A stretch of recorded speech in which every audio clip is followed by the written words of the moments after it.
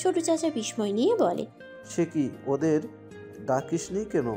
কেউ না ডাকলে এই দুই নবাবজাদার সকাল এত তাড়াতাড়ি হবে না। যা গিয়ে ডেকে দে, একটু না চাইলে টেনে তুলে নিয়ে আসবি। হ্যাঁ বাবা, যা তাড়াতাড়ি।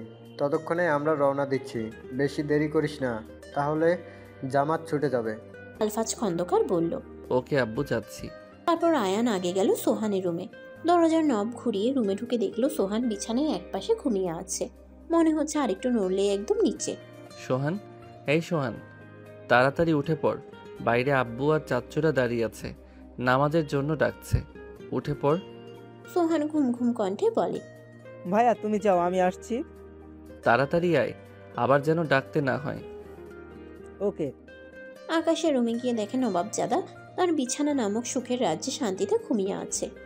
আয়ান জানে একে এত সহজে ঘুম থেকে তোলা যাবে না, তাই সে একটু টেকনিক খাটালো। ওয়াশরুম থেকে মগে করে পানি নিয়ে এসে কিছুটা আকাশের মুখে ছিটিয়ে দিল। আকাশ এক লাফ দিয়ে বিছানা থেকে নেমে লাফিয়ে লাফিয়ে বলে, আল্লাহরে, বৃষ্টি শুরু হয়ে গেছে, ছাদ ফুটো হয়ে গেছে, সব পানি আমার বিছানায় পড়ে গেছে। আয়ান আরো কিছু পানি ওর দিকে ছুঁড়ে হাসতে হাসতে বলে, নাম্বার 1 বলদ কোথাকার। বৃষ্টিও হয়নি আর ছাদও ফুটো হয়নি। আমার বাপ চাচা আর তোর বাপ চাচারা তোদের দুই নবাবজাদার জন্য বাইরে ওয়েট করে। নামাজে যেতে হবে, তাড়াতাড়ি আয়, নইলে তোর কপালে দুঃখ আছে আজ। বাঁচতে চাইলে চল জলদি। এটা কি ভাই, ঘুম ভাঙবে তাই বলে এই শীতে তুমি পানি দিবে আমাকে? এটা না দিলে এত তাড়াতাড়ি কি তোর প্রিয় ঘুমটা ভাঙতি? এবার নে, চাচার থেকে বাঁচতে চাইলে সোজা বাইরে আয়, আর যেন ডাকতে না হয়। আকাশ গাল ফুলিয়ে বলে। আসছি, যাও তুমি। বাইরে বেরিয়ে এসে আয়ান দেখতে পেল সত্যি সত্যি বড়জনরা দাঁড়িয়ে আছে। আয়ানকে দেখে ছোট চাচা জিজ্ঞেস করলো, ওরা উঠছে কি না? হ্যাঁ চাচা, উঠেছে, আসছে ওরা, ওই তো এসে গেছে। তাহলে চল, এবার জামাত শুরু হলো বলে। ফজরের নামাজ শেষ করে দীপ্তি কিছুক্ষণ কোরআন তেলাওয়াত করে।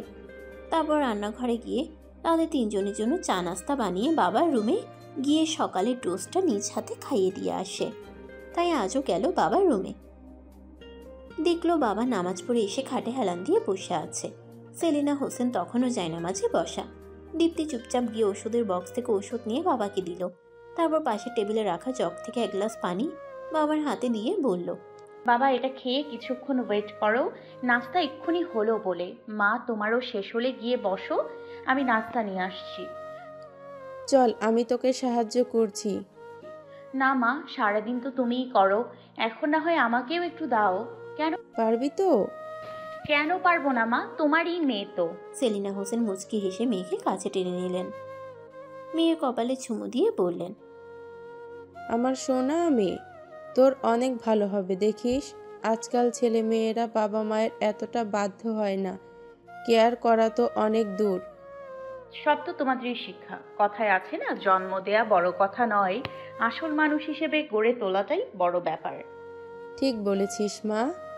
আচ্ছা, এবার যাই আমি। আচ্ছা, যা। মেয়ের যাওয়ার দিকে দুজনেই অপলক দৃষ্টিতে তাকিয়ে রইল। তারপর সেলিনা স্বামীকে উদ্দেশ্য করে বললেন, আল্লাহ তাআলার কাছে হাজারো শুকরিয়া যে এমন চক্ষু শীতলকারী সন্তান আমাদের দান করেছে। আমার মেয়েটা রূপেও যেমন গুণেও ভরপুর। যা বলেছ একদম। অল্প আয় মেয়েটার সকাল আর তেমন একটা পূরণ করতে পারিনি, কিন্তু এই নিয়ে ওর কোনোদিন মন খারাপ হতে দেখিনি। আর হলেও হয়তো কখনো কোনোদিন আমাদের বুঝতেই দেয়নি। আর এখন নিজে ইনকামের টাকায় সংসারের জন্য খেটে যাচ্ছে, নিজের জন্য ভাবেই না মেয়েটা।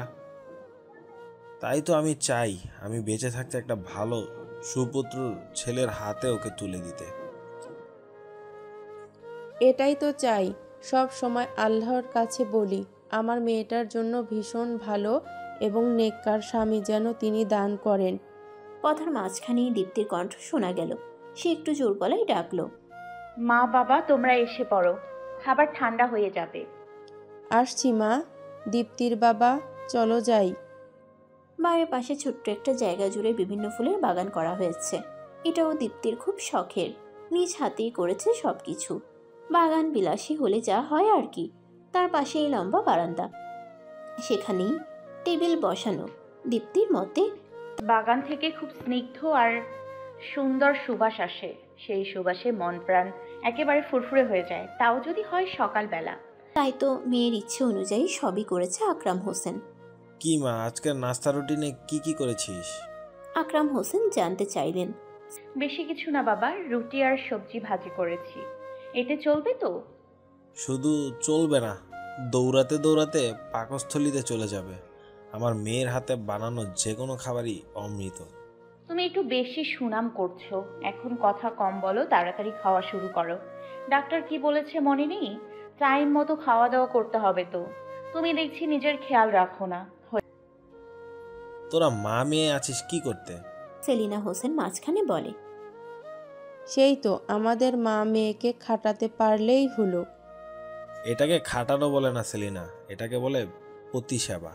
হয়েছে তোমাদের তর্কাতর্কি, এবার খাওয়া শেষ করো।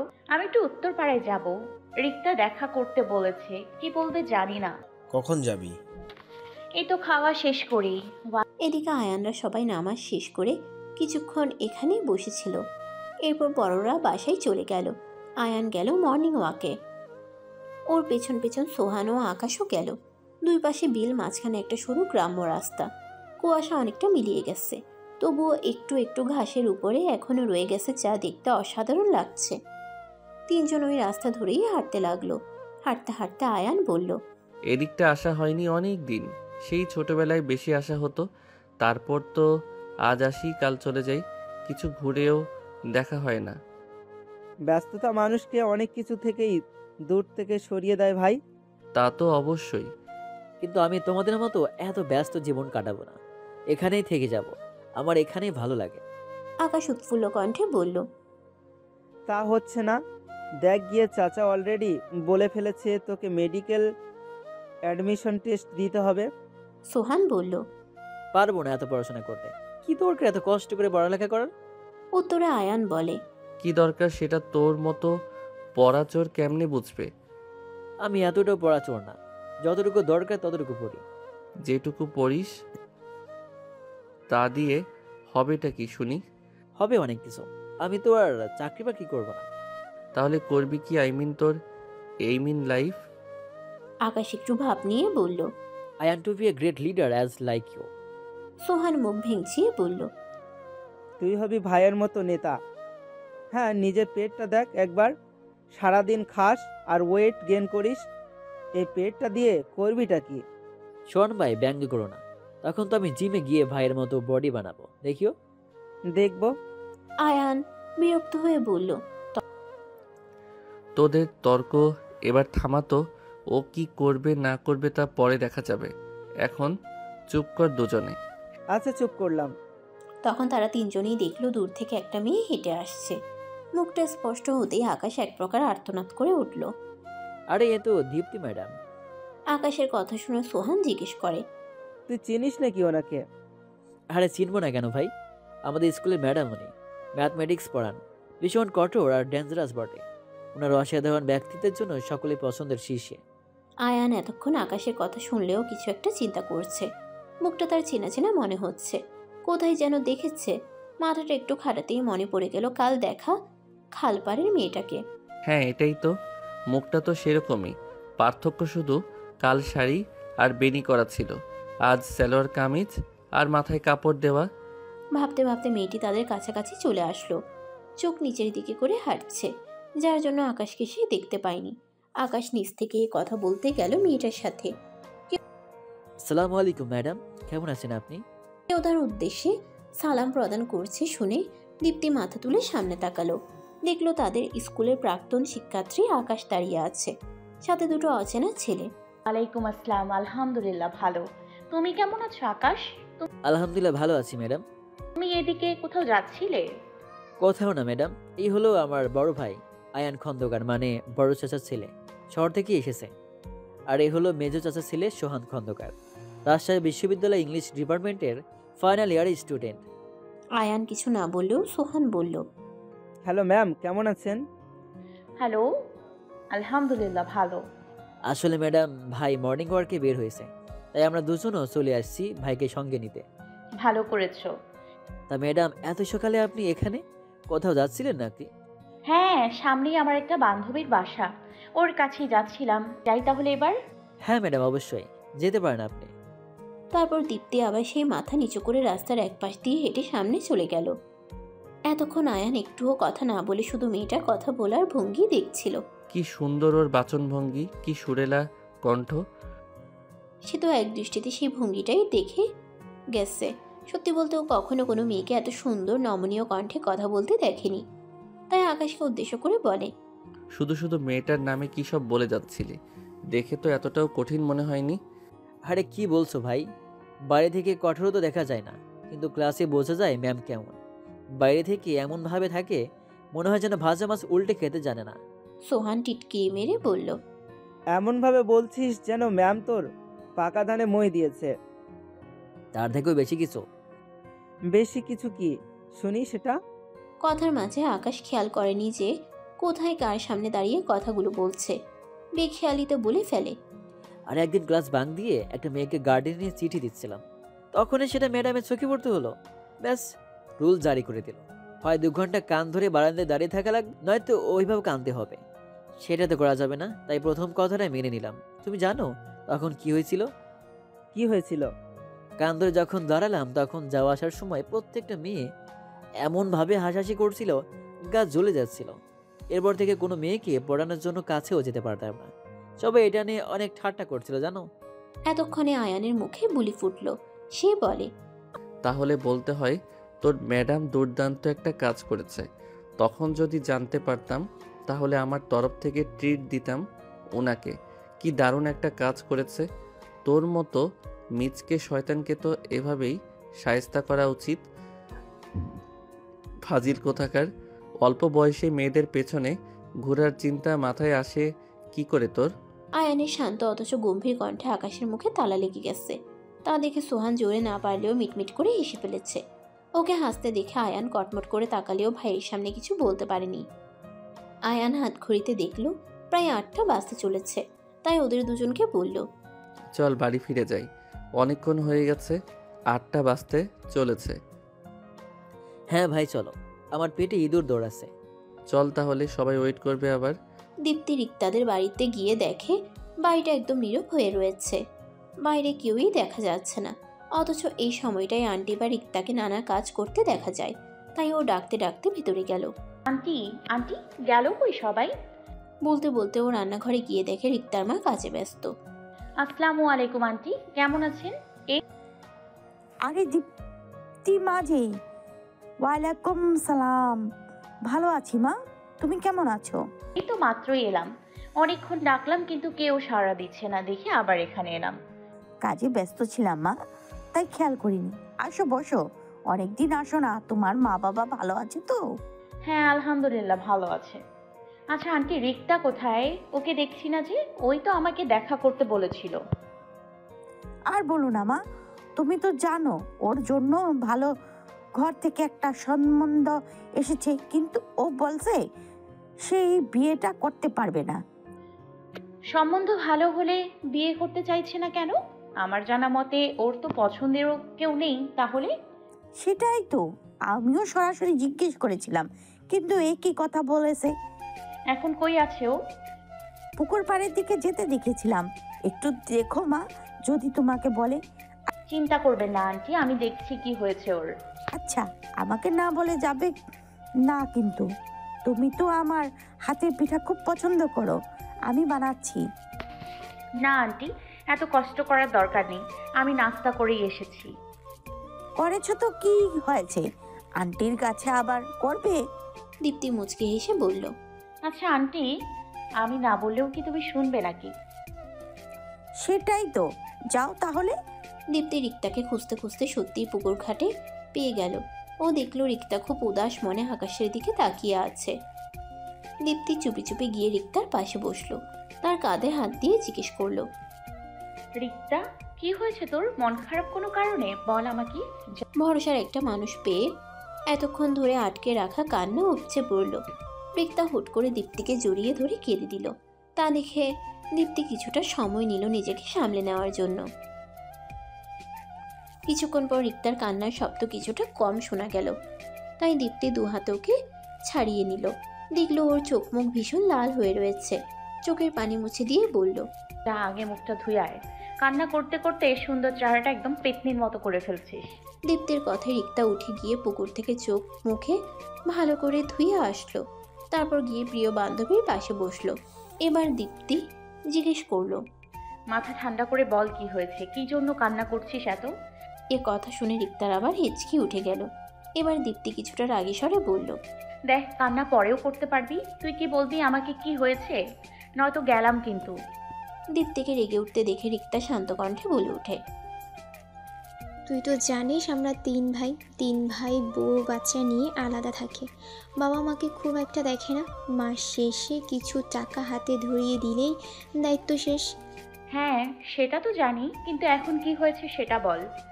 তো এখন কাহিনী আরেকটা শুরু করেছে।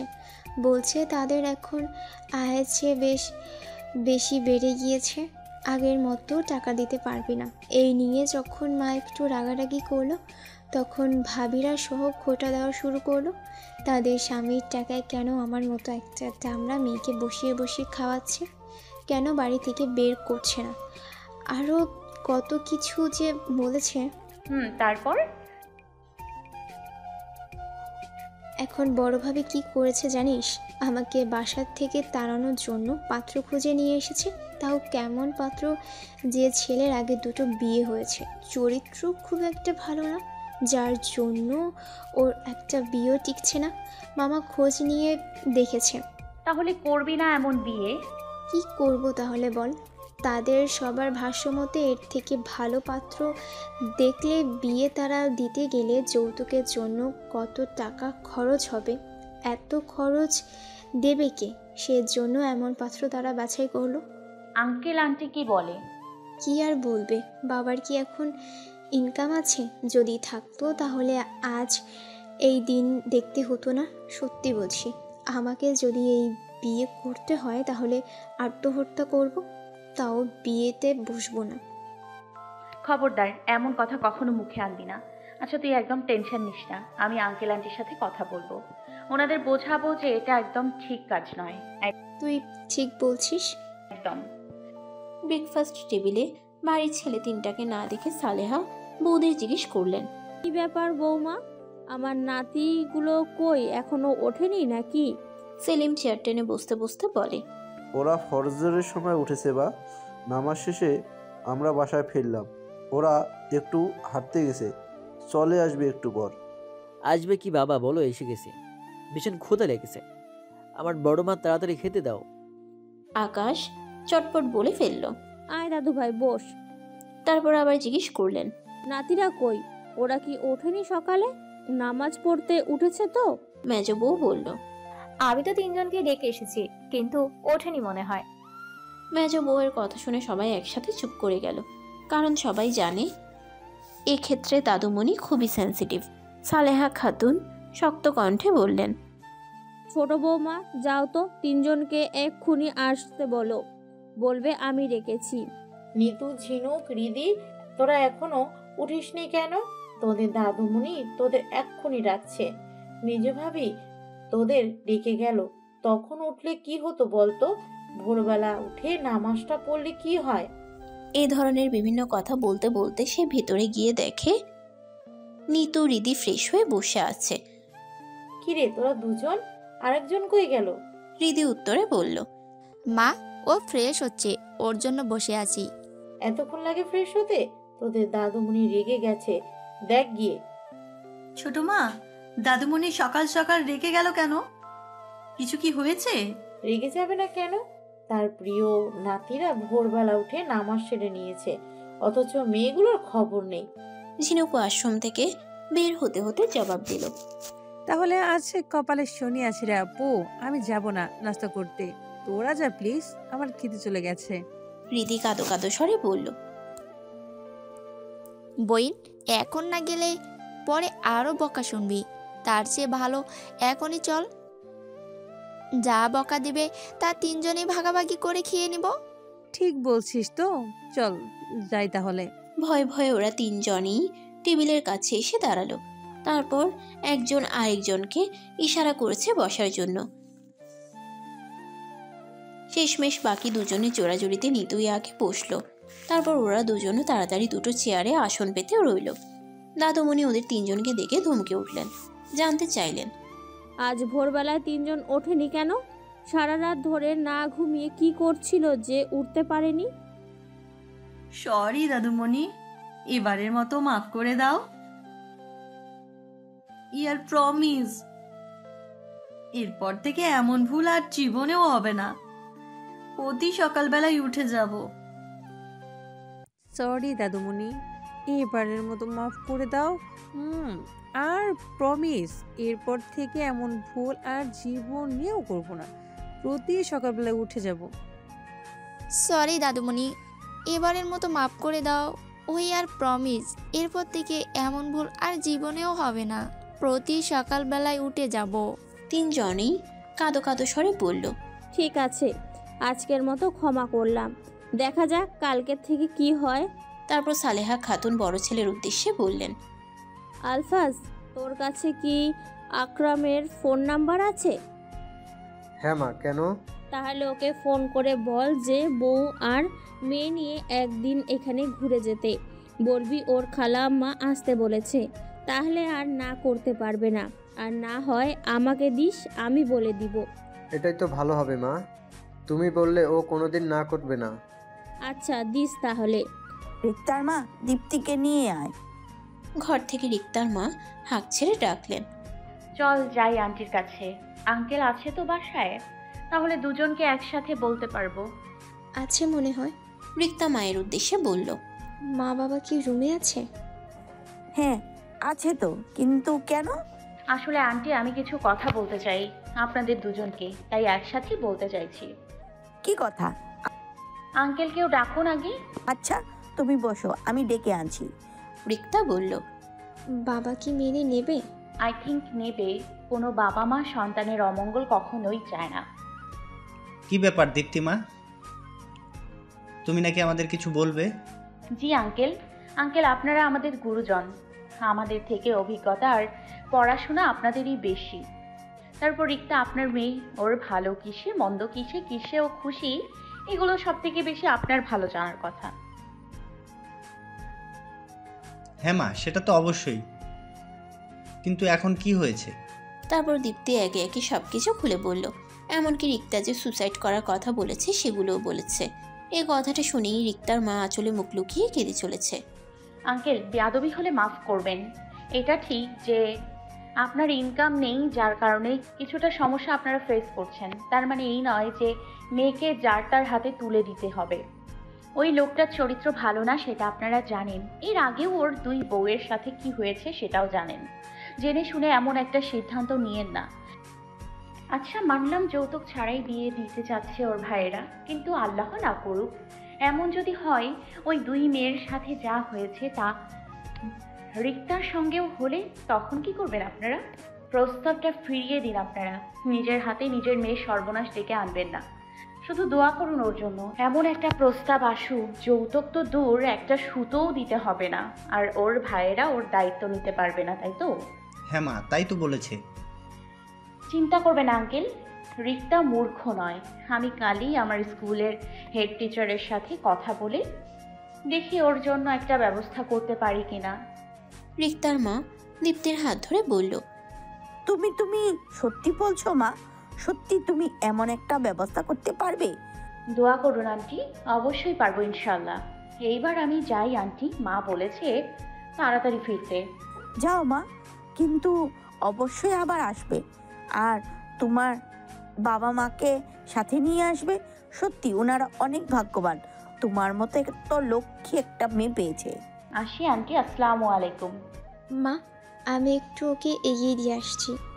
যা মা। 2 বান্ধবী একসাথে বাড়ি থেকে বের হলো।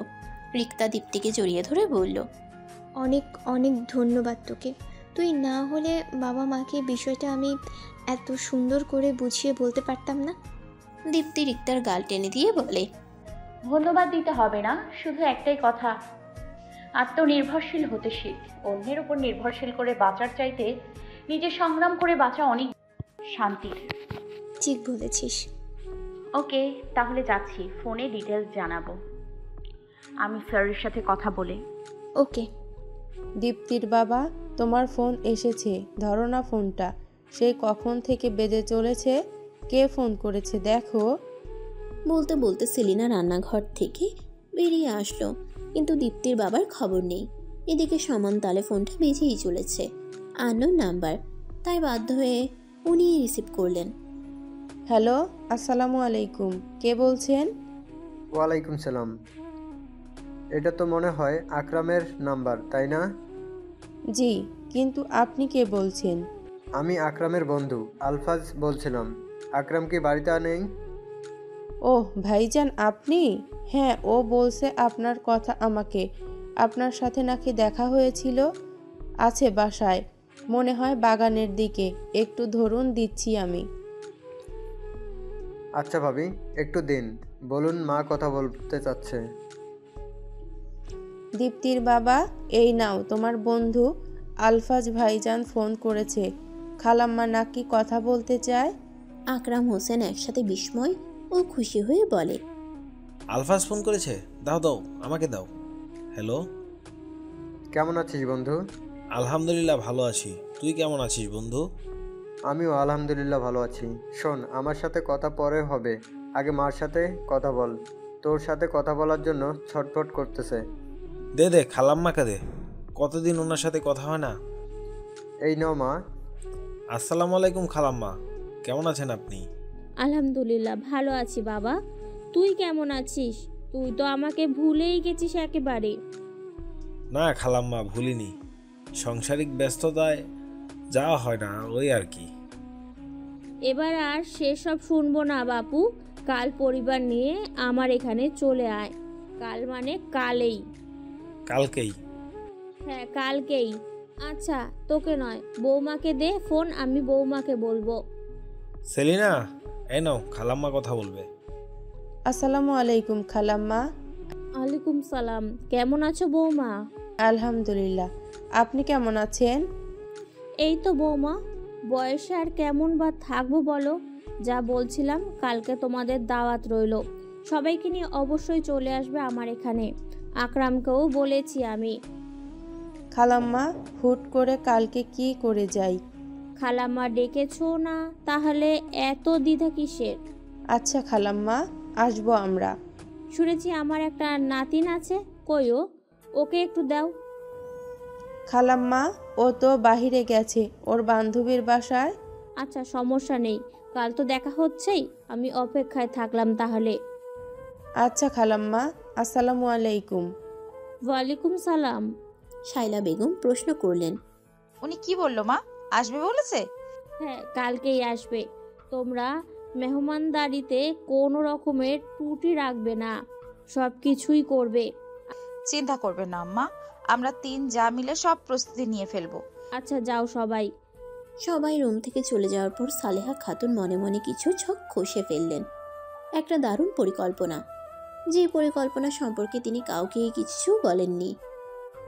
সেলিনা, এত করে যেহেতু খালাম্মা যেতে বলছে, তখন কি আর করার, যেতে তো হবেই। হ্যাঁ, উপায় নেই। কোথায় যাওয়া হচ্ছে শুনি আমাকে রেখে? দীপ্তি বাড়ির মেইন ফটক দিয়ে ঢুকতে ঢুকতে শেষের কথার উত্তরে বলল, যেখানেই যাই মা, তোকে কি রেখে আমরা যাব? তা তো জানি, কিন্তু যাবোটা কোথায়? আমার ছোটবেলার বন্ধু আলফাজের কথা বলেছিলাম না, ওর মা মানে খালাম্মা ফোন করে কাল যাওয়ার জন্য জোরাজোরি করেছে। তো সমস্যা কোথায়? তোকেও যেতে বলেছে। তোমাদের বড়দের মাঝখানে আমি কি করব? এমনটা বলে না মা, খালাম্মা নিজেই বলেছে সবাইকে নিয়ে যেতে। তোর সাথেও কথা বলতে চেয়েছিল, তুই তো ছিলি না। কেউ দাওয়াত করলে তা কবুল করতে হয়। আচ্ছা করলাম, যাবো তাহলে। পরদিন ভোরবেলা থেকেই খন্দকার ভেলায় খুব হইচই লেগে গেল। তিন যা এদিক সেদিক ছুটাছুটি করছে, গেস্টদের আপ্যায়নে যেন কোনো ত্রুটি রাখবে না তারা। তারপরও তাদের শাশুড়ি আম্মা বলে দিয়েছে কোনো ধরনের ত্রুটি যাতে না থাকে, সব কিছুই যেন পুঙ্খানুপুঙ্খভাবে করা হয়। তিনি অবশ্য জানেন এক্ষেত্রে তার বৌমারা একদম পটু, নিজের হাতে তৈরি করেছেন বলে কথা। বৌমাদের তিনি স্রেফ বউ নয়, মেয়ের মতোই লালন করেছেন, শিখিয়ে পড়িয়ে নিয়েছেন। সেজন্য বৌমাদের কাছ থেকে প্রাপ্য সম্মান ও সেবা তিনি পেয়ে আসছেন। এগুলো দেখে আশেপাশে অনেকেই হিংসের বশে সেই আদিকালের বউ শাশুড়ির মধ্যে অনেকবার শয়তানের কাজটা করে দিতে চেয়েছিল, কিন্তু সফল হয়নি কেউ, ব্যর্থ হয়ে ফিরে গেছে। শাশুড়ির এই আচরণ তিন বউ ভালোভাবে পেয়েছে, একে অপরের সাথে মিলেমিশে থাকে। এই যে এত আয়োজন, এটারও তিনজন মিলে ভাগাভাগি করে শেষ করতেছে। মেজ বউ নাস্তার বন্দোবস্ত করতে ব্যস্ত, আর ছোট বউকে নিয়ে শায়লা দুপুরের খাবারের জন্য ব্যস্ত। আলফাজ হোসেন ব্রেকফাস্ট শেষ করেই ভাইদের নিয়ে বেরিয়ে পড়েছে তাদের পুকুরে। বন্ধুর জন্য একেবারে টাটকা মাছ আনবেন। কতদিন সে আর আকরাম একসঙ্গে বসে খায় না, আজ জম্পেশ খাওয়া হবে, তাই তো ভাইদের সঙ্গে নিয়ে জাল নিয়ে বেরিয়ে পড়লেন। কালকে দাদুমণির বকা খেয়ে ওনার নাতিনরাও আজ তাড়াতাড়ি উঠতে বাধ্য হয়েছে। তাদের তিনজনও বসে থাকতে পারেনি। তিনজনকে দায়িত্ব দেওয়া হয়েছে ঘরধর পরিষ্কার করে একদম ঝকঝকে করে ফেলার। ঝিনুক আর রীতিমতো বিরক্ত দাদুমণির উপর। নিতুর অভিব্যক্তি বোঝা যাচ্ছে না। ঝিনুক বিরক্ত হয়ে বলল, আচ্ছা এই দাদুমণি হঠাৎ করে আমাদের পেছনে লাগলো কেন? একবার রুলস জারি করছে, এইবার তো একেবারে কাজের মেয়ে রহিমা বানিয়ে দিছে। এমন কথায় নিতু কিছুটা রেগে উঠল। এসব কি ধরনের কথা ঝিনুক? নিজের বাসায় কাজ করলে কেউ কাজের মেয়ে হয়ে যায়? হ্যাঁ, এতটুকু কাজ করেই তোরা দুজন ক্লান্ত? সারাদিন যে পড়ালেখা বাদ দিয়ে বিয়ে নিয়ে হাজার স্বপ্ন দেখিস, বিয়ে হলে তো বউ হিসেবে বাড়ির সব কাজ করতে হবে। সব মানে সব। তখন কি করবি? হ্যাঁ? নিতুর ধমকে দুজনেই একটু মিয়ে গেল। রিধি মুখটা কাদো কাদো হয়ে জিজ্ঞেস করে, সত্যি কি এত সব কাজ করতে হয় কিনা? হ্যাঁ, করতে তো হবেই। তোকে তো আর সাজিয়ে গুজিয়ে শোকেসে তুলে রাখবে না বইন। ঝিনুক বইন, আগে বিয়ের ভাবনা বাদ দিলাম, মন দিয়ে পড়াশোনা করব, এটাই বেটার হবে। আজ থেকে বিয়ে নিয়ে কোনো কথা তুই আমারই শোনাবি না। এটা মনে রাখলেই তো হলো, আমিও বাঁচি। পাশের রুম থেকে তিন বোনের কথোপকথন সোহান খুব মনোযোগ সহকারে শুনছিল। নিতুর কথাগুলো তার এত বেশি ভালো লাগলো যে সে আবার মুগ্ধ হতে বাধ্য হলো। মনে মনে বলে, এই জন্যই তোকে আমার এত ভালো লাগে। তুই হবি একদম লক্ষ্মী বউ, সংসারটা আলোকিত হয়ে যাবে। কথাগুলো ভাবতে ভাবতে ওদের রুমে এসে উপস্থিত সে আশ্চর্য হওয়ার ভান করে বলে, কি ব্যাপার বলতো? আজ খন্দকার ফ্যামিলির মহারানীকে চাকরানি বানিয়ে দিল কে? এমন একটা বিরাট কাজকে সম্পাদন করলো শুনি। ঝিনুক ন্যাকা কান্না করতে করতে বলে, কি আবার হবে? আমার দাদা ভাইয়ের রেখে যাওয়া সেই রত্নটা। তাই তো বলি, এমন একটা জটিল কাজ দাদুমণি ছাড়া আর কেউই বা হবে। হৃদি আগুন গরম কণ্ঠে বলে, দেখো ভাই, তোমার মজা নেওয়া শেষ হলে এখান থেকে যাও তো। মেজাজ এমনিতেই খারাপ, আর খারাপ করো না। সোহান দরজা থেকে সরে ওদের দিকে এগিয়ে এসে বলে, আরে এত চেতস কেন? হ্যাঁ, আমি তোদের অসহায় কান্না সহ্য করতে পারছি না, তাই তো চলে এলাম হেল্প করতে। নিতু ব্যঙ্গাত্মক স্বরে বলে, নে এসে গেছে তোদের দয়াবান ব্রো, যার মাথায় চুল থেকে পায়ের নখ পর্যন্ত শুধু দয়া দিয়ে মোড়ানো। দে দে, ওনাকে দিয়ে তোরা যেতে পারিস। দেখি কত কাজ পারেন উনি। ওই একদম ভেঙাবি না, আমার অভিজ্ঞতা আছে, একা থাকলে সব শিখে যাওয়া হয়। আমারও হয়ে গেছে, হেল্প লাগলে বল, করে দিচ্ছি। তারপর বিড়বিড় করে বলে, কি এমন কাজের? একটুকু কাজ করেই একদম পেতনির মতো হয়ে গেছে। কথাটা বাকি দুজন তেমন শুনতে না পেলেও নিতু কাছাকাছি ছিল বিধায় ও শুনতে পেয়েছে। তাই সে অগ্নিমূর্তি ধারণ করে বলে, কি বললে তুমি? আমরা দেখতে পেতনির মতো? এত বড় কথা বলার সাহস হয় কেমনে? ওই তুই কি কর শুনতে গিয়ে কলকাতা শুনিস নাকি? আমি বললাম কত কষ্ট হচ্ছে তোদের, তাই তো হেল্প করতে চাইছি। লাগবে না তোমার হেল্প, তুমি যেতে পারো এখান থেকে, নয়তো আমি এক্ষুনি দাদুমণিকে ডাকছি। সোহান ভাব নিল যেন একটু।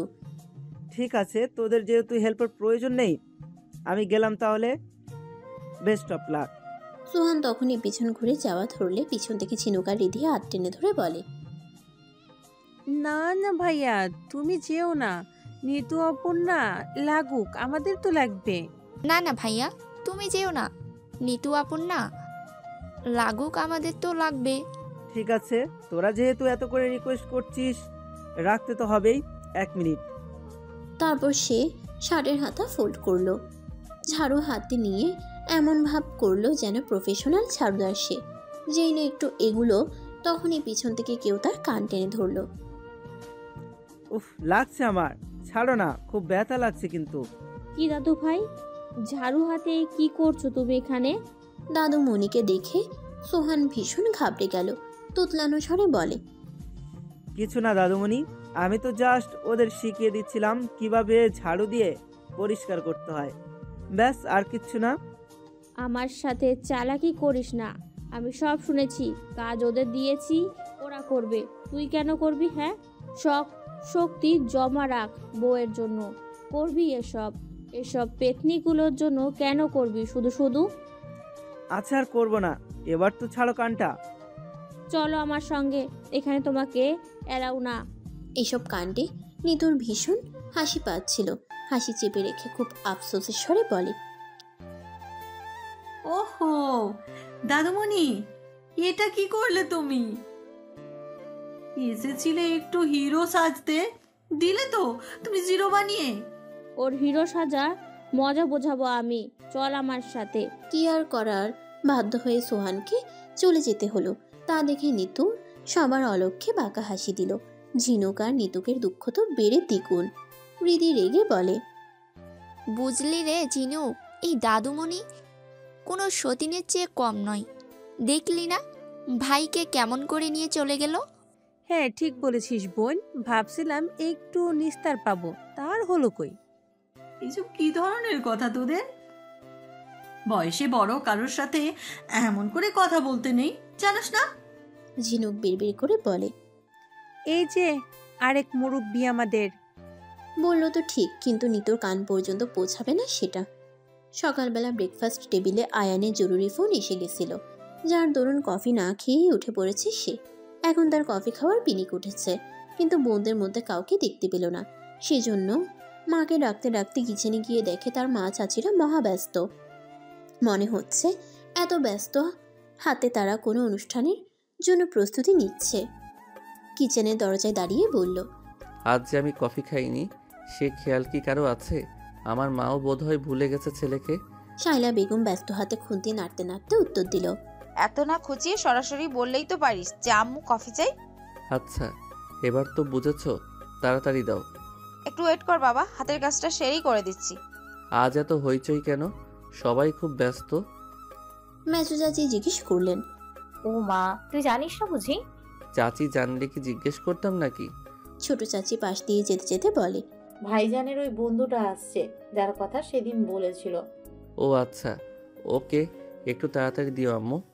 এই বলে আয়ান গিয়ে ড্রয়িং রুমের সোফায় বসলো। পাশের টেবিল থেকে রিমোট নিয়ে টিভি অন করলো। তখনই তার পাশে ধপাস করে কেউ বসে পড়লো। পাশে তাকিয়ে দেখে তাদের বাড়ির 3 মহারানী হাজির। সেটা দেখে আয়ান সতর্ক কণ্ঠে বলে, তাড়াতাড়ি দিও আম্মু, এখন 1000বার রিকোয়েস্ট করলেও রিমোট পাবি না। আমি গুরুত্বপূর্ণ নিউজ দেখছি, তোরা সিরিয়াল পরে দেখিস। বিপরীত দিক থেকে কোনো উত্তর না আসায় সে পাশ ফিরে তাকালো। দেখলো 3 জনেই ক্লান্ত ভঙ্গিতে সোফার গায়ে হেলান দিয়ে আছে। অবস্থা দেখে মনে হচ্ছে কোনো বিরাট কাজ করে এসেছে। তাই সে জিজ্ঞেস করলো, কি ব্যাপার, আজ সূর্য কোন দিক দিয়ে উঠলো? পেতনিদের মুখে দেখছি কথা ফুটছে না। কি এমন কাজ করে এসেছিস যে এমন অবস্থা হলো? দাদুমণি দূর থেকে উত্তর দিল, মহারানীদের আজকে ঘর পরিষ্কারের দায়িত্ব দিয়েছি, তাই এই অবস্থা। আরে দাদুমণি, তুমি তো সেই একটা কাজ করেছো। শায়লা বেগম রান্নাঘর থেকে আসছিল কফি নিয়ে। আয়ানের কথার প্রত্যুত্তরে বলে, আমার মেয়েগুলোকে দিয়ে কাজ করিয়ে এখন দাদি নাতনি মিলে মজা নেওয়া হচ্ছে, আমি তা হতে দিব না। তুমি আর কি হতে দেবে? যা হওয়ার তা তো হয়ে গেছে।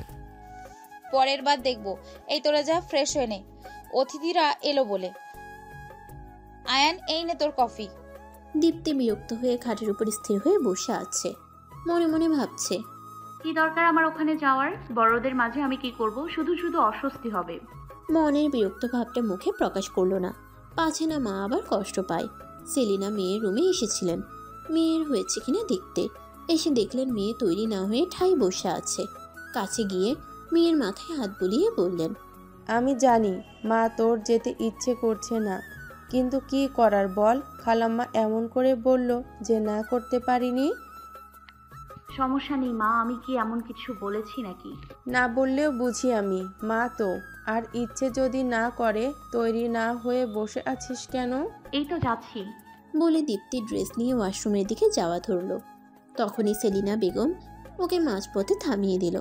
এগিয়ে এসে হাত থেকে কাপড় নিয়ে নিল, উল্টে পাল্টে দেখে বলল, এসব কি? কি আবার? Three piece. থ্রি পিস নয়, শাড়ি পর মা, শাড়িতে তোকে অপূর্ব লাগে। দীপ্তি আলমারির দিকে যেতে যেতে বলে, তোমার এক একটা আবদার জমা হতে হতে কত যে হলো তা শুধু আমি জানি। তোর কাছে করব না তো কার কাছে রাখবো? আমার কি আর কোনো ছেলে মেয়ে আছে? হয়েছে, আর ইমোশনাল ব্ল্যাকমেল করতে হবে না, পরে নিচ্ছি। বাবা কোথায়, রেডি হয়েছে? হ্যাঁ, একটু বাজারে গেছে। প্রথমবার পরিবার নিয়ে বন্ধুর বাড়ি যাচ্ছে, সে কিছু না নিয়ে গেলে হয়? ভালো করেছে। দীপ্তি হালকা আকাশি রঙের একটি শাড়ি পরে নিল, সাথে ম্যাচিং করে চুড়ি আর চুলগুলো খোলা রাখলো। চোখে হালকা কাজল আর ঠোঁটে সামান্য লিপস্টিক, ব্যাস এই তার সাজগোজ। এর বেশি সে কখনো সাজেনি। এতেই দীপ্তির সত্যিকারের সৌন্দর্যটা আরো ফুটে উঠেছে। বাইরে থেকে দীপ্তির বাবা দুজনকে ডাকছেন, তাই দীপ্তির মা ওকে ডাকতে এসেছে। রুমে এসে সে অবাক, তার মেয়ে কি সত্যি এত সুন্দর, নাকি তার কাছেই সুন্দর লাগে? কি মা, এমন করে তাকিয়ে আছো কেন? বাজে লাগছে নাকি? মাশাল্লাহ, আমার মেয়েকে অনেক অনেক সুন্দর লাগছে। কত স্নিগ্ধতা ছড়াচ্ছে। বেশি বেশি বলছো। বেশি না, সত্যি। চল, এবার তোর বাবা ডাকছে। আচ্ছা চলো। 1 মিনিট বলে তিনি কিছু দোয়া পড়ে মেয়ের গায়ে ফু দিলেন। এবার চল। বাইরে গিয়ে বাবার থেকেও একই প্রশংসা বাক্য শুনেছে। এটা তার কাছে নতুন নয়। সত্যি বলতে পৃথিবীর সব বাবা মায়ের কাছে তার সন্তান সবসময় সুন্দর। আয়ান নিজের রুমে কোথাও যাওয়ার জন্য রেডি হচ্ছে। একদম ফিটফাট হয়ে গেছে সে, কিন্তু তার ওয়ালেটটা খুঁজে পাচ্ছে না সে। আম্মু আম্মু বলে কয়েকবার ডেকেও ফেলল, কিন্তু সাড়া নেই কারো। তাই সে নিজেই এসেছে জিজ্ঞেস করতে, আম্মু আমার ওয়ালেট কোথায় রেখেছো? সারা রুম খুঁজেও পেলাম না। এখন ওয়ালেট দিয়ে কি করবি বাবা, কোথাও বেরোবি নাকি? হ্যাঁ আম্মু, এখানে একটু কাজ আছে। আয়ানের কথায় তিনজা একে অপরের মুখের দিকে তাকালো। মেজো চাচি বলে, না আয়ান, এখন কোথাও বেরোনো বারণ, বাসায় মেহমান আসবে আর তুমি বাইরে যাচ্ছ। এ কথা শুনলে ভাইজান রাগ করবে কিন্তু। কিন্তু চাচি আমার খুব আর্জেন্ট কাজ আছে যে। আচ্ছা, আমি কি আবার তাড়াতাড়ি চলে আসবো। আম্মু ওয়ালেট কোথায় বলো? ওখানে গাড়ির চাবি রাখা ছিল। তাহলে তোর বাবাকে যা বললাম তুই বলিস, যা বেড কভারের নিচে রাখা আছে। আয়ান রুমে গিয়ে তার ওয়ালেট নিয়ে দেখলো সব ঠিকঠাক আছে কিনা। হ্যাঁ ঠিক আছে, এবার যাই বাবা, দেরি হয়ে গেছে। আয়ান তড়িঘড়ি করে সদর দরজা দিয়ে বের হয়ে গেল। ওর গাড়িটা গেটের বাইরে রাখা ছিল। ও গাড়িতে উঠতে যাবে, তখনই দেখলো গেট দিয়ে একটা অটোরিকশা ঢুকতেছে। ও কি মনে করে দাঁড়িয়ে রইল, মনে মনে ভাবলো গেস্টরা হয়তো চলে এসেছে, ওনারাই হবে। আয়ান দেখতে পেল প্রথমে একজন বয়স্ক লোক নামলো। ইনি বোধহয় সেই আঙ্কেল হবে, তারপর আন্টিও, সাথে আরেকটা মেয়ে। মেয়েটা নামতেই আয়ানের বুকটা ধক করে উঠল। এবার আর চিনতে ভুল হলো না, যদিও পেছন থেকে দেখেছে, কিন্তু ফ্যাশন সেন্স দেখেও চিনে নিয়েছে এই সেই এলোকেশী কন্যা যাকে খালপাড়ে দেখে আয়ান এক মুহূর্তের জন্য থমকে গেছিল। কিন্তু মেয়েটার মুখটা ও দেখতে পেল না, এবারও পিছন থেকেই দেখতে পেয়েছে। একবার ভাবলো আগে গিয়ে ওদের সাথে পরিচিত হয়ে আসবে, পরে ভাবলো না, মেয়েটা যদি আবার কিছু মনে করে। আবার ভাবলো যদি তার মনের ভুল হয়, যদি ওই মেয়েটা না হয়। এসব কিছু ভাবতে ভাবতে তার আর যাওয়া হলো না। শেষে গাড়িতে উঠে বসলো, ভাবলো আগে কাজটা করে আসি, পরে না হয় দেখা যাবে। গ্রামের সরু রাস্তা, দুই পাশে যতদূর চোখ যায় খালি সবুজ আর সবুজ। সামনের দিকে চোখ রেখে আয়ান গাড়ি ড্রাইভ করছিল। হঠাৎ করে তার আয়ত্তে রাখা মন তার থেকে উধাও হয়ে গিয়ে বসলো। সেই যে দেখেছিল এলোকেশী কন্যাকে, শাড়ি পরাতে ওকে এত সুন্দর দেখাচ্ছিল যা বলার মতো নয়। আশ্চর্যের বিষয়, এর আগেও কত শাড়ি পরা মেয়েকে দেখেছে, কিন্তু কাউকে তো এত খুঁটিয়ে দেখেনি, কাউকে তো এত সুন্দর লাগেনি, কাউকে দেখে ও মুগ্ধ হয়নি। তাহলে ওকে দেখে কেন হলো? হঠাৎ করে গাড়ির সামনে একটা ছাগল চলে আসছিল। আর একটু হলেই মেরে দিত। এই ঘটনায় ও ভাবনা থেকে বেরিয়ে আসলো। ধুর, এসব কি হচ্ছে আমার সাথে? আমি ওই মেয়ের কথাই বা কেন ভাবছি? আর একটু হলে তো ছাগলটা ওর গাড়ির চাকার তলে যেত। আয়ান দেখল দূর থেকে একটা লোক দৌড়ে আসছে। মনে হয় এই ছাগলের মালিক হবে। কাছে আসতেই আয়ান নিচ থেকে বলে ক্ষমা চাইল। সরি। লোকটা বলে, না না স্যার, আপনার কোনো দোষ নেই। ও রশিটা ছেড়ে দৌড়ে পালাচ্ছিল, তাই আপনার গাড়ির সামনে পড়ে গেছে। আমি ক্ষমা চাইতেছি। ইটস ওকে ভাই, যাও তুমি। হ্যালো। তারপর আয়ান নিজেই নিজেকে বকতে বকতে গাড়িতে উঠে বসলো। ও যাচ্ছে স্থানীয় একটা সংগঠনে। সংগঠন থেকে ফোন এসেছে, তারা আয়ানের দলে কাজ করতে চায়। আয়ান যেন তাদের সঙ্গে আজ দেখা করে, সেই মোতাবেক ও বের হয়েছিল। কিন্তু কে জানতো মাঝপথে এরকম হবে। এদিকে আকরাম হোসেন বউ আর মেয়ে নিয়ে সদর দরজা দিয়ে ভেতরে গেল। এবারে যে ছেলেটা কেয়ারটেকারের কাজ করে সেই প্রথমে দেখতে পেল।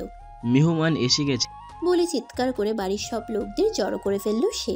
মেহমান এসেছে শুনে সকলে একসাথে এসে দেখে সত্যি সত্যি ওরা চলে এসেছে। আলফাজ হোসেন গিয়ে আগে বন্ধুকে জড়িয়ে ধরেছে। আকরাম হোসেন প্রথমে গিয়ে সালেহা খাতুনকে সালাম করলো। সালেহা খাতুনও তাকে পরম মমতায় আগলে নিল। দেখে মনে হবে ওনার নিজেরই আরেকটা ছেলে। আকরামকে ছেড়ে এবার তিনি বাকি দুজনের দিকে তাকালেন। তা দেখে আকরাম হোসেন বলে, তোমার বৌমা আর নাতি। সেলিনা এগিয়ে গিয়ে সালেহা খাতুনকে সালাম দিয়ে জড়িয়ে ধরলেন। দীপ্তিও সবাইকে সালাম দিয়ে কুশল বিনিময় করলো। সালেহা খাতুনের চোখ এখনো দীপ্তির দিকেই। তারপর দীপ্তিকে কাছে ডাকলেন তিনি। দীপ্তি গুটি গুটি পায়ে এগিয়ে গেল। সালেহা খাতুন দীপ্তির চিবুক ধরে বললেন, মাশাআল্লাহ, কি সুন্দর দেখতে তুমি, কি স্নিগ্ধ এই মুখখানা। শায়লা দীপ্তিকে এক হাতে জড়িয়ে ধরে বলল, হ্যাঁ মা, একদম ঠিক বলেছেন আপনি। দীপ্তি প্রত্যুত্তরে একটা মুচকি হাসি দিল, কিন্তু ভেতরে ভেতরে ওর খুব অস্বস্তি হচ্ছে, যা সহজে সবার চোখে ধরা পড়ল। নতুন জায়গায় সবার ক্ষেত্রে এমনটা হয়ে থাকে। ম্যাডাম, আপনি এখানে? এমন কণ্ঠ শুনে সবাই পিছনে তাকিয়ে দেখে আকাশ দাঁড়িয়ে। ওর পাশে সেদিনের একটা ছেলেও দাঁড়িয়ে আছে, অপর পাশে 3টা যুবতী মেয়ে। এমন প্রশ্নে দাদুমণি দিলেন এক রাম থমক। এসব কেমন কথা দাদু ভাই? মেহমানের সাথে বুঝি কেউ এমন আচরণ করে? কি এমন বললাম আমি জাস্ট ম্যাডামকে একটা প্রশ্ন করেছি। এটাই তো। দীপ্তি কিছু বলার আগেই সোহান বলে উঠল কথা। দাদু মনির কথাই আকাশ কিছু বুঝতে না পারলেও সে বুঝতে পেরেছে, তাই উত্তরটা সেই দিয়ে দিল। দাদুমণি, তুমি ওকে বকো না। বিষয়টা হচ্ছে উনি মানে দীপ্তি আপু আকাশের স্কুল শিক্ষিকা ছিল, তাই ও প্রশ্নটা করে ফেলেছে। ও আচ্ছা, তাই বল। তাহলে তো খুব ভালোই হলো। দাদুমণি আসো, তুমি আমার সাথে আসো। আসো বৌমা, ভেতরে আসো। শায়লা বেগম দীপ্তির মায়ের হাত ধরে বলল, চলুন ভাবি, ভিতরে যাই। হ্যাঁ চলুন। সকলে একসাথে গিয়ে সোফায় বসলো। সালেহা খাতুন বড় বউকে উদ্দেশ্য করে বললেন, যাও বৌমা, শরবত নিয়ে আসো। মেজ বৌমা, ছোট বৌমা, যাও তোমরা ওকে সাহায্য করো। জি মা, যাচ্ছি। সেলিনা হোসেন তড়িঘড়ি করে ব্যস্ত হয়ে বলল, না না খালাম্মা, এত ব্যস্ত হবার কিছু নেই, ওসব পরে হবে। আপনারা বসুন ভাবি, মন খুলে গল্প করি। না না ভাবি, গল্প তো সারাদিন করা যাবে। ছোট বউ বলল। হ্যাঁ বৌমা, যাও দ্রুত। তারপর তিনি সবার হাল হকিকত জিজ্ঞেস করলেন। আকরামের উদ্দেশ্যে বললেন, আকরাম, তুই আমার ছেলের মতো। আমি বলি আমার আর একটা ছেলে। তোকে কখনো পৃথক করে দেখিনি আমি, কিন্তু তুই কি করে পারলি আমার সাথে এতদিন দেখা না করে থাকতে? আকরাম মাথা নিচু করে ফেলল এ কথা শুনে, কারণ ও সত্যিই জানে খালাম্মা ওকে নিজের ছেলের মতো দেখে, ভালোবাসে। তাই সে ক্ষমা চাওয়ার ভঙ্গিতে বলল, তার জন্য আমি খুব দুঃখিত খালাম্মা। আসলে চাকরি, সংসার এসবের মধ্যে আসার সময় হয়নি। তাছাড়া আলফাজও ছিল না এখানে, তাই আসাও হয়নি। হ্যাঁ তো, বন্ধুই সব তোর কাছে, আমি তো কিছুই না। বাচ্চাদের মতো গাল ফুলিয়ে বললেন তিনি। আলফাজ হালকা হেসে বলল, মা, তুমি কিন্তু আমাকে রীতিমতো হিংসা করছো। এই কথা শুনে পুরো ড্রয়িং রুম জুড়ে হাসির রোল পড়ে গেল। এর মাঝে বাড়ির বউরা নাস্তা নিয়ে হাজির। এক এক করে কত কিছু যে আনছে তা দেখে সেলিনা তাদের বারণও করলেন আর কিছু যাতে না আনে। এগুলোই এনাফ, কিন্তু কে শুনে কার কথা? শায়লা সেলিনা হোসেনের পাশে বসতে বসতে বলল, কি নিয়ে হাসাহাসি হচ্ছে শুনি? আমাদের রেখে কি গল্প জুড়ে দিলে? সেরকম কিছু নয় বৌমা। আয়ান পৌঁছে গেল তার গন্তব্যে। বাজারে ঢুকে পার্কিং সাইডে গাড়িটা পার্ক করলো। তারপর ফোন করলো ওই ছেলেকে, কারণ সংগঠনের স্থানও তার অচেনা। হ্যালো, এসে গেছি আমি। কই তুমি? এই তো ভাই দেখছি আপনাকে, আপনার পেছন দিকে দেখেন। আয়ান পেছন ঘুরে দেখে একটা দোকানের সামনে ছেলেটা দাঁড়ানো। তাকে দেখে হাত নাড়ালো সে। ফোন কেটে আয়ান গাড়ির দরজা লক করে এগিয়ে গেল। তুমি তাহলে রিপন? জি ভাই, আমি রিপন। কই তোমাদের সংগঠন? আসেন ভাই, আমার সামনে আসেন। আয়ান ছেলেটার সাথে ভেতরে গিয়ে দেখে আরও 10 থেকে 12টা ছেলে একসাথে জড়ো হয়েছে। সকলে আয়ানকে দেখে উঠে দাঁড়ালো এবং সালাম দিল। আয়ান সালামের উত্তর দিয়ে সকলকে জিজ্ঞেস করলো কেন তারা এই কাজে জড়াতে চায়। তাদের মধ্যে একজন উত্তর দিল, ভাই আমরা সকলে কলেজে পড়ি, আশেপাশে কত মানুষ অন্যের দ্বারা লাঞ্ছিত হচ্ছে, অনেকে সাফার করতেছে, আমরা কিছু করতে চাই তাদের জন্য। আমরা সবাই আপনাকে খুব ফলো করি, আপনার প্রতিটা কাজ আমাদের সবসময় পছন্দের। যখন আপডেট পেলাম আপনি গ্রামে আছেন তখন আপনার সাথে যোগাযোগ করেছি। শোনো, তোমাদের একটা কথা বলি, ভালো কাজ করার জন্য, মানুষের উপকার করার জন্য রাজনীতিতে জড়ানোর দরকার নেই। তোমরা যে যার জায়গা থেকে সাধ্যমতো চেষ্টা করতে পারো। রাজনীতিতে জড়ালে অনেক ত্যাগ স্বীকার করতে হয়, তাই যা করবে ভেবে চিন্তে করবে। সকলে এই কথায় একজন আরেকজনের মুখের দিকে তাকালো। তারপর সকলের এক কথা যে তারা ভেবে চিন্তে ডিসিশন নিয়েছে। তাই আয়ান সকলকে বলল নাম, ঠিকানা, ডিটেলস সব একজনের কাছে জমা দিতে। যার কাছে রাখবে সেই আমাকে ইমেইল করে পাঠিয়ে দিও, আমি যুক্ত করে দিব। আমি আসি এখন, তারা আছে আমার। ওকে ভাই। আকরাম হোসেন এসেছে পর্যন্ত আলফাজের ছেলেকে দেখতে পাইনি, তাই সে জিজ্ঞেস করেই বসলো, কিরে বন্ধু, তোর ছেলেটা কই? ওকে তো দেখছি না যে। বন্ধুর কথায় আলফাজের চোখ মুখ শক্ত হয়ে গেল। কোনা চোখে তাকালো স্ত্রীর দিকে। তারপর কিছু বলবে তার আগেই শাইলা উত্তর দিয়ে দিল, ভাইজান ওর আসলে জরুরি একটা কাজ পড়ে গেছে, তাই বেরোতে হলো। বলেছে কাজটা সেরেই তাড়াতাড়ি এসে পড়বে। সমস্যা নেই ভাবি, কাজ থাকলে তো যেতেই হবে, সেলিনা বলল। সোহান অনেকক্ষণ ধরে খেয়াল করলো দীপ্তি খুব অসুস্থ অনুভব করছে। এক কোনায় জড়সড় হয়ে বসে আছে, তেমন একটা কথা বলছে না। তাই সে নিতুকে চোখ দিয়ে ইশারা করলো। নিতু চট করে বুঝেও নিল। নিতু গিয়ে দীপ্তির হাত ধরে বলল, চলেন আপু, আমরা বাইরে গার্ডেনে যাই, বড়দের মাঝে আমাদের খুব বোরিং লাগছে। কথাটা যেন দীপ্তির আগেই ঝিনুক রিধির পছন্দ হয়ে গেল।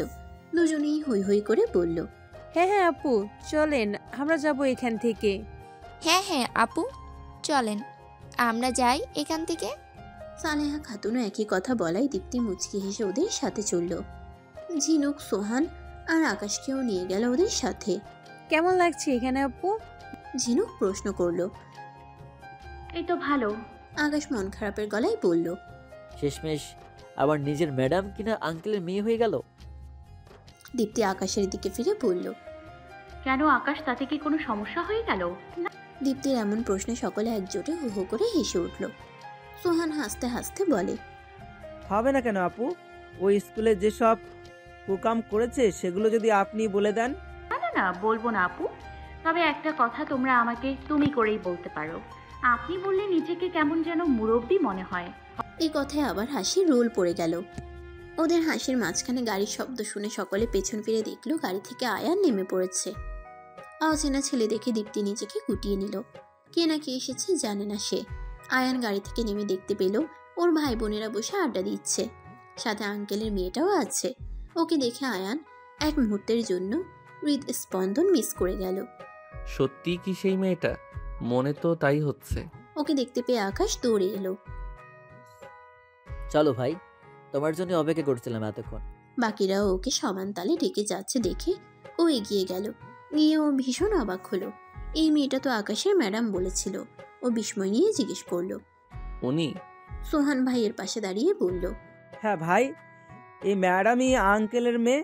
আমরা ওই দিন চিনতে পারি নাই। অবশ্যই চিনব কি করে, আপুকে তো এর আগে কখনো দেখিনি। আয়ান বুদ্ধি করে তখনই একটা টেকনিক করলো সত্যিটা জানার। কিন্তু আমি মনে হচ্ছে কোথাও দেখেছি। কোথায়? আকাশের প্রশ্ন। মনে হচ্ছে খালপাড়ে দেখেছিলাম, ফুচকার দোকানের সামনে। আমি কি ঠিক বলেছি ম্যাডাম? দীপ্তি মিনমিন করে জিজ্ঞেস করলো, তখন এই তো 2-4 দিন আগে, সাথে আরেকটা মেয়ে ছিল। আপনি ওই দিনেও শাড়ি পরেছিলেন ব্ল্যাক কালারের।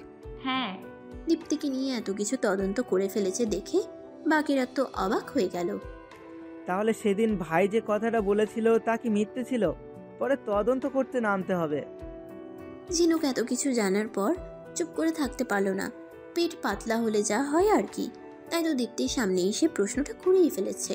ভাইয়া, তুমি তো সেদিন বলেছিলে তুমি মামার ফুচকা বানানো দেখেছিলে, আরো কত কিছু। তাহলে কাহিনী এটা ছিল তুমি দাঁড়িয়ে দাঁড়িয়ে দিব্যি আপুকেই দেখছিলে, তাই না? সবার সামনে ঝিনুক এমন একটা প্রশ্ন করে ফেলায় আয়ান ভেবাচাকা খেয়ে যায়। এই মাথা মোটার মাথায় কখনো কি বুদ্ধি আসবে না? নতুন একটা মানুষের সামনে এ কেমন কথা? কথাটা পাশ কাটিয়ে যেতে আয়ান ঝিনুকের মাথায় গাঁটটা মারল, তারপর উত্তর দিল, ওই দিন আমি তোর মতো রাক্ষসীর জন্য ফুচকা খুঁজতে গিয়েছিলাম, তখনই এই ম্যাডামকে ওখানে দেখেছিলাম। তাছাড়া আকাশ, সোহান আর আমার সাথে রাস্তাও দেখা হয়েছিল গতকাল, সেই জন্যই চিনতে অসুবিধে হলো না। ঝিনুক সুর টেনে বলল, ও আচ্ছা। সর সামনে থেকে বলেই ওকে সরিয়ে আয়ান ভেতরে চলে গেল। আয়ান ভেতরে যেতেই দাদুমণির চোখে পড়ল, ওকে দেখা মাত্রই ডাক দিল। আয়ান এগিয়ে যেতেই আকরাম আর সেলিনার উদ্দেশ্যে বলল, এই হলো আমার আয়ান দাদু ভাই। আয়ান দুজনকে সালাম দিল। সৌজন্যতা রক্ষার্থে দাদুমণির পাশে বসলো। আকরাম হোসেন তার সাথেও অনেক গল্পগুজব করলেন, তারপর বললেন, তুমি তো বোধহয় বাইরে থেকে এসেছো, যাও বাবা ফ্রেশ হয়ে নাও। ধন্যবাদ আঙ্কেল, বলে আয়ান উঠে চলে গেল। আয়ান চলে যেতেই আকরাম হোসেন বন্ধুর কাছে তার ছেলে মেয়ের অনেক প্রশংসা করলো। আলফাজ সাহেবও দীপ্তির প্রশংসায় পঞ্চমুখ। আয়ান নিজের রুমে গিয়ে ফ্রেশ হয়ে রান্নাঘরে এসে নিজেই কফি বানালো। কফি নিয়ে নিজের রুমে ফিরে গেল। তার রুমের জানালার পাশেই বাগানটা। ও কি মনে করে জানালার পাশেই দাঁড়ালো। পর্দা থাকায় তাকে ততটা দেখাও যাবে না, এখান থেকেই বলতে গেলে সবকিছু দেখা যায়। এই তো ও দেখতে পাচ্ছে তার ভাই বোনেরা কি নিয়ে যেন হাসাহাসি করছে। ওই যে মেয়েটা, কি যেন নাম ওর, দীপ্তি মনে হয়।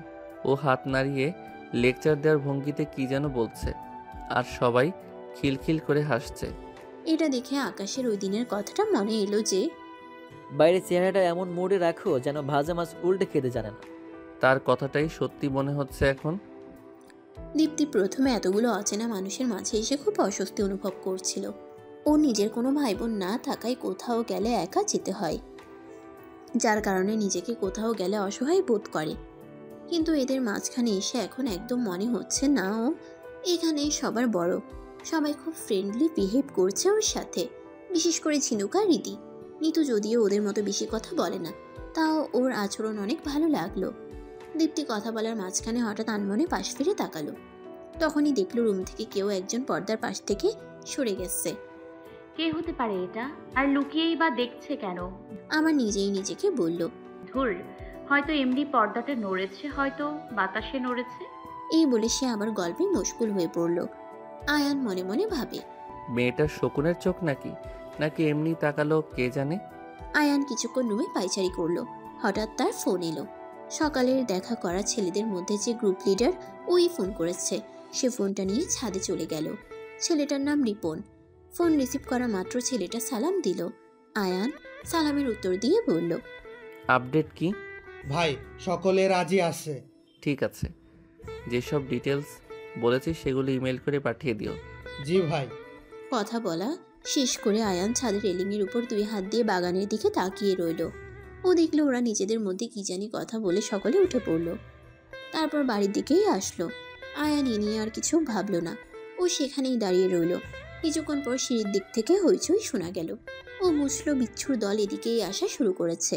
ও নিজের জায়গায় স্থির হয়ে দাঁড়িয়ে রইল। সবার আগে এসেছে ঝিনুক।